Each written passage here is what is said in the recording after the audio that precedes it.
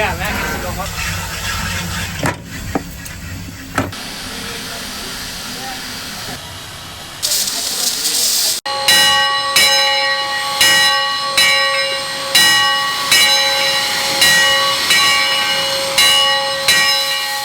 Camera Martin.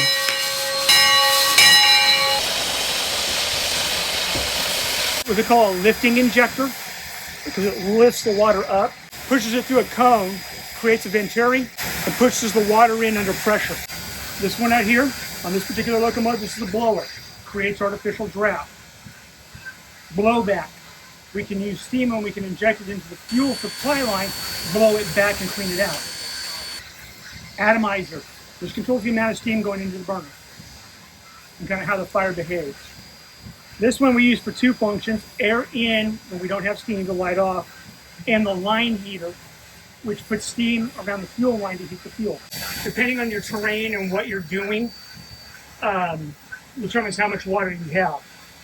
Like if I was right now going downhill, nose first, all my water is at the front, but I don't want to keep a lot of water up here because then I have no room for steam. If I'm going uphill, all my water is back here.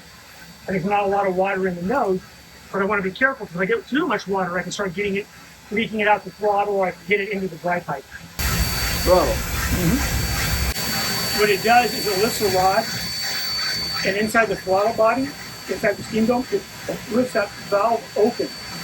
That introduces steam into the dry pipe, which then in this case goes down to the branch pipe, goes to the nose, goes to the branch pipe, and down to my valves and my cylinders. Johnson bar or reverser. That, when it's in the forward position, will go forward. And if it's in the rear position, we'll go back. But what it does is it adjusts the valve timing and where we're going to initiate steam entry into the cylinders. The automatic brake valve, it controls the entire train. Brakes on the entire train. The vertical handle on the other side, that's the independent, which only controls the brake from the locomotive.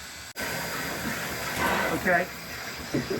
The glass got clouded with oil, so I couldn't see my drip. So I don't know how fast it's dripping. So what I did is I blew it out, blew all the oil back out of it.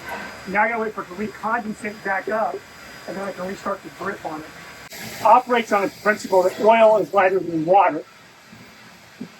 And I actually watch my oil drip lift upward. And depending on what we're doing and stuff, we have a timing of how often we want a drip to go. And right now, I'm timing just the air compressor, and I want it to go about every 25 seconds or so.